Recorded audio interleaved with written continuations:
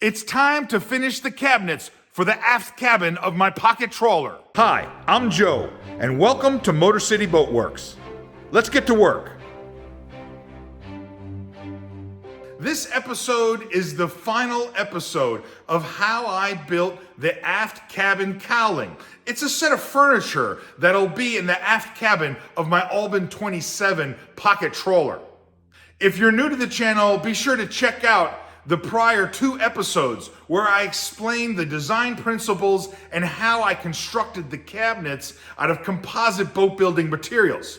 In this case, I used a material called PVC foam board. It has a trade name of Celtec.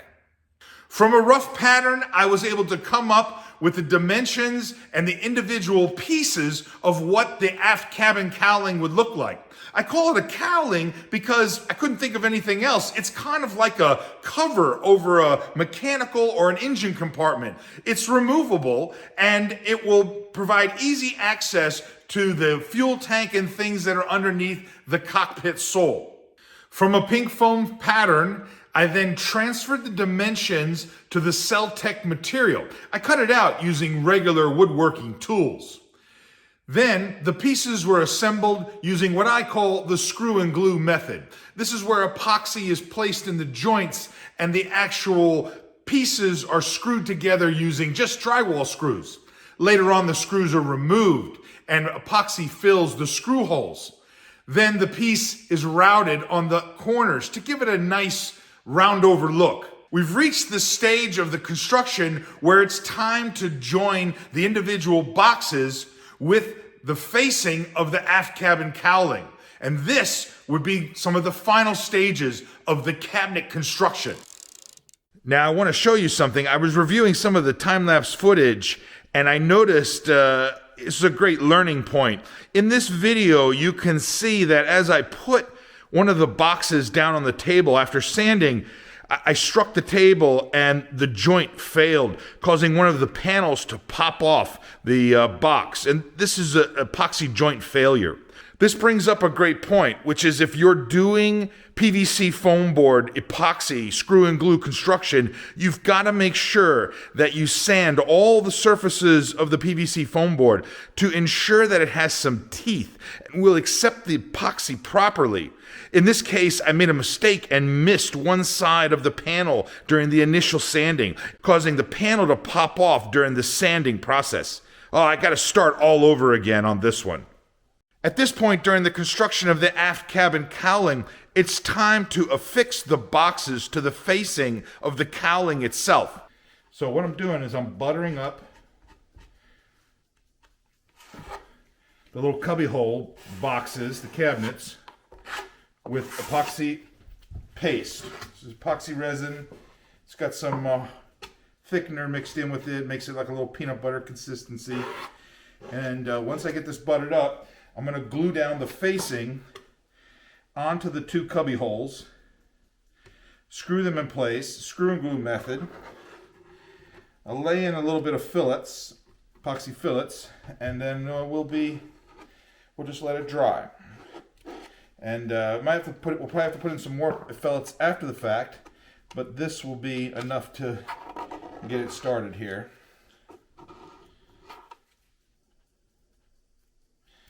We've done all the routing, everything's all ready to go. Now it's just a matter of getting a good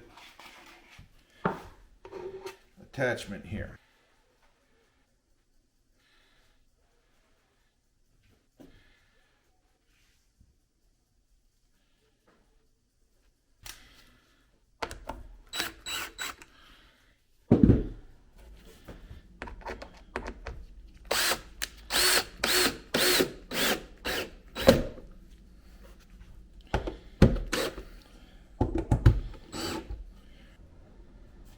Don't make me go fat. As hard as that would be.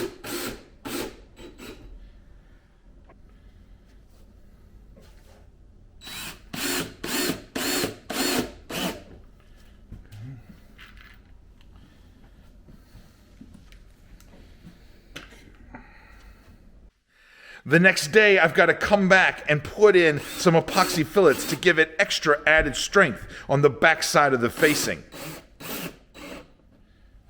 So this is the aft cabin cowling behind me here. We're going to be sanding the surface here. You can see I filled in the screw holes, and I've done some touch-ups on the seams and stuff with some epoxy paste. We'll sand all that down, get it nice and smooth.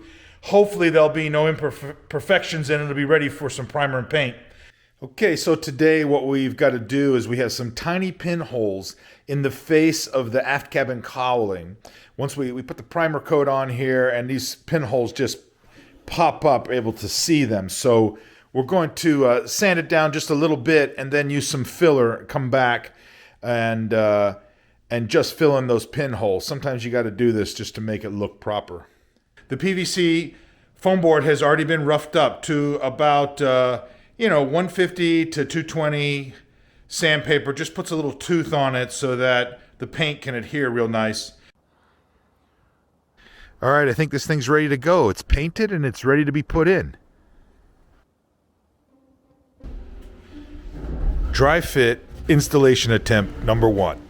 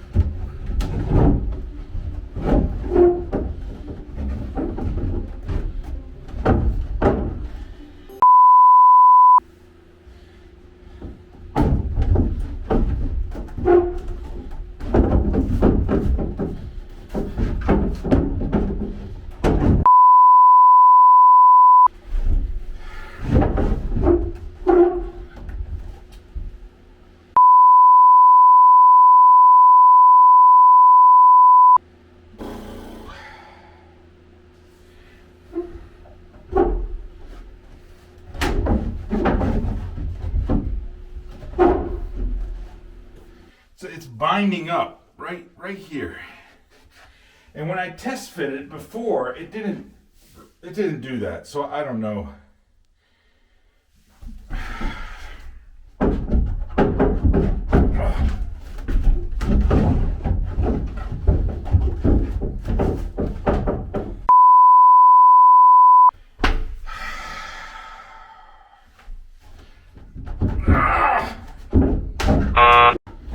Installation attempt number 2. So it goes in like so. That goes against there. This will not. How the f happened? Some days it just sucks. I don't understand. I test fit this before and it fit right in there. There was plenty of room. Now there's no room. Either I'm putting it in there kind of in the wrong way, in the wrong order, or something, maybe some thermal expansion or something, and it's just a little too tight. It's tight on the same sides, in the same spot. It would lead me to believe that there's some kind of something's not right. Yeah, we're all getting a laugh, right? This is what I mean when I say real boat building. It's not all kittens and lollipops. Remember, the beauty of composite materials is that they're very forgiving. You just need a little bit of sanding. We'll get this fixed up. Installation attempt number 3.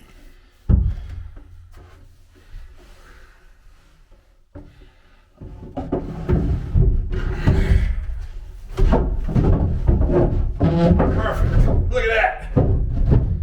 That's what I'm talking about. That's what you like to see. All right, so we're inside the aft cabin here. This is the aft cabin cowling right here. It's pretty much done, ready to go. What we're working on now is mounting the steps or getting the steps in place. This is one of those silly tips that no one ever talks about. But if you have done any sort of restoration in tiny little confined spaces and you're working with small areas where you can't get into with a normal pencil or marker trying to mark something, well, you've got to come up with some way to get your marks so you can do your measurements. And what I found is I used the stubby pencil. Ooh la la. You would think this is something everyone would, of course, think of, but how many times have you been in a particular place and you're trying to make a measurement, mark something, and your 6-inch, 8-inch pencil won't fit inside the tiny spot where you're trying to do it? I got so frustrated with this, I bought a pack of pencils, I chopped half of them in half, and I made a bunch of stubbies. I got stubby pencils all over my shop, hidden in every corner, because it just frustrates me to no end when I can't get my marker or pencil into a space to mark something so that I can later on cut it. And you might say, "Oh, wait, how are you going to cut it if you can't get your pencil inside there?" Well, there are times that you can cut from the outside, but you got to mark from the inside. Maybe you drill a hole or a pilot hole or something like that to kind of get an idea of what you're doing. That's what we're doing here right now. Let me show how this works. What we got here is, so this is the step that goes in the aft cabin. This originally came with the boat.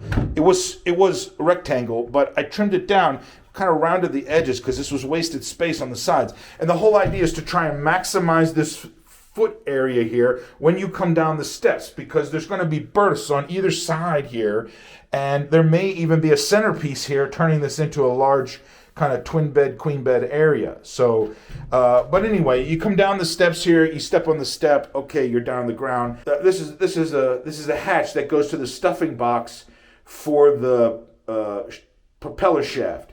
And of course it opens up, and all this is removable, it can be taken out, but what I wanted to be able to do was have some storage inside this step. So I created this box. This will be this will be bolted onto the cowling here, and this will open up. You can have some storage down there. This can go down. If it ever needs to be removed, this will be able to fold up, and there'll be 2 lag bolts. Let's get this out of the way. There'll be 2 lag bolts right here that are screwed into the aft cabin cowling. Now I've got to put a backing plate on there so it has something really good to screw into it, but I've got some stainless lag bolts that are going there. You unscrew these 2 bolts, this moves out of the way, and now this can be pulled out and removed. All right, so I got 3 samples of headliner material from a company, and I'm trying to figure out what color and what type of headliner do I want to put inside the boat. The plan is, in the aft cabin and in the forward cabin, the sides of the cabins is actually the pan liner of the boat, right? It's fiberglass. This is not the hull. The hull is actually behind here. The pan liner, of course, makes up all of this component here. Remember the 2-cup analogy, and this is the second cup dropping inside. It's all finished. It's super smooth, and we've got it painted white. It looks amazing, right? So what the headliner is going to do is the headliner is going to go basically shoulder and above. It's going to go from, this is actually called the elbow. It's going to go from the elbow to the ceiling. The ceiling will be some type of Celtec or Sintra PVC foam board panels that I have that'll go up here. That'll hide all the electrical, and they can be removable so things can be dealt with. But the sides here, because of these complex curves and a variety of different surfaces, we're going to go with some type of hull liner. Now we got 3 choices. So we got 2 types of product. The first type of product is basically a kind of like a vinyl, and it's got foam on the back, and it's glued to this. It comes as one piece, the foam and the vinyl together. Very similar to like what you might have in a car or in a modern production boat. They use this type of stuff, okay? And this is what it looks like. This is the basic white color. This is what it would look like on here. It looks great. It's very clean and very nice. Now, the problem with this material is the foam on the back is notorious for collecting and holding moisture.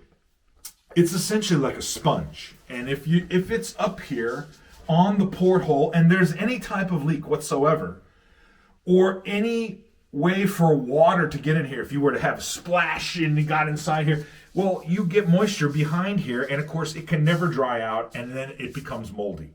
And in fact, this is what happened to this boat when I pulled down the actual factory headliner from within the boat. It was vinyl and foam, and of course everything's riddled with mold.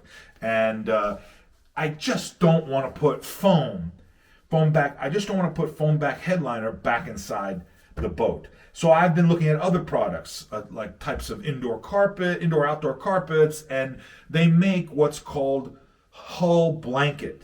Now, hull blanket is a type of headliner that's essentially like carpet. It's stretchable, and it bends real easy. It contours things really nice. You use spray adhesive, and then you tack this stuff on here. It's called hull blanket. And I have two colors of hull blanket. Since the colors of the boat are primarily white and black and red, and stainless steel, the colors that I have chosen here are essentially, this is ivory white, and this is what's called silver gray. All right. They have two different textures. This one has more of like a vertical striped pattern. This one has more of a kind of a diamond shaped pattern, a slight texture to it. It's very interesting looking. My only concern with the silver gray is it looks a little dirty compared to the ivory white. Online, I was concerned the ivory white looked too yellow, almost. So I'm inside the boat, and it's kind of, the ivory white is definitely white. It's not yellow and or yellowed, and the silver gray, has a little gray in it. But it kind of looks dirty. I don't know. I mean, it has like a dirty kind of look to it. Let's see. This is what it would look like. This is what the silver gray would look like inside the boat. And this is what the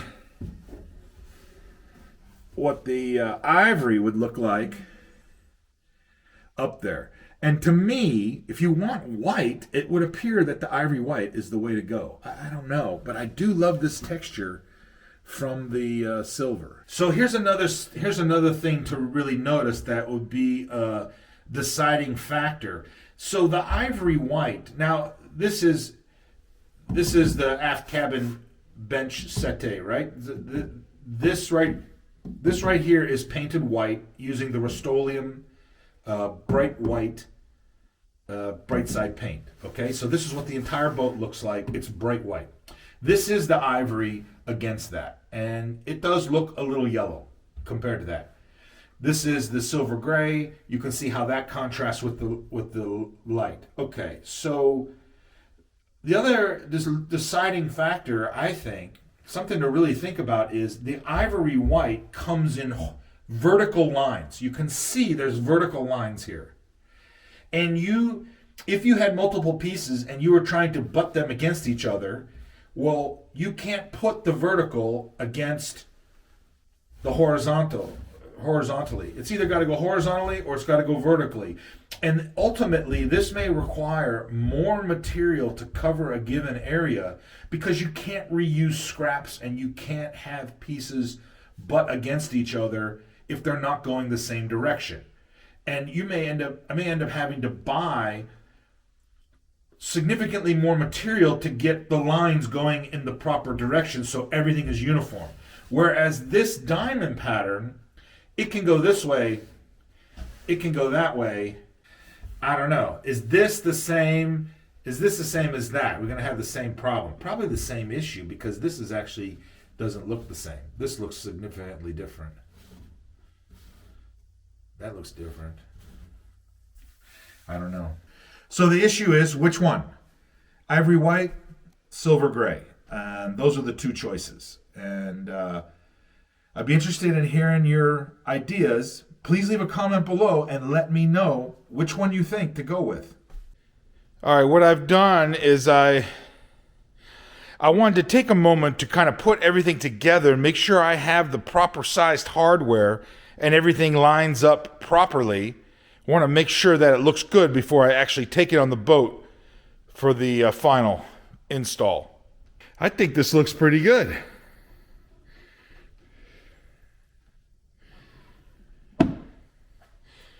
Man, that looks pretty sharp. Let's see what happens when we put it on the boat.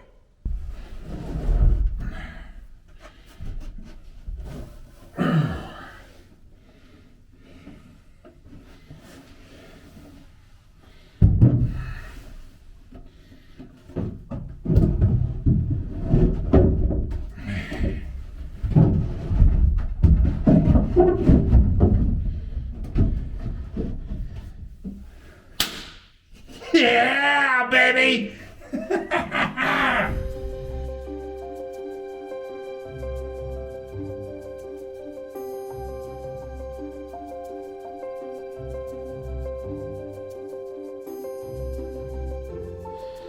Man, I think this project came out pretty good. I'm very happy with how it looks. This is going to be really interesting. When it's all fitted out with teak trim, this is really going to look sharp. If you've been watching my channel, then I think you've come to see that small projects beget bigger projects, which beget even more complicated projects. And it's all about developing a skill set and gaining some confidence to see what is possible next. I hope you enjoyed this episode. To find out what kinds of projects I'm working on next, be sure to check out my live stream. They happen every once in a while. You need to subscribe and hit the notification button. Check out the last live stream that I did. We'll see you next week. Take care. Stay motivated.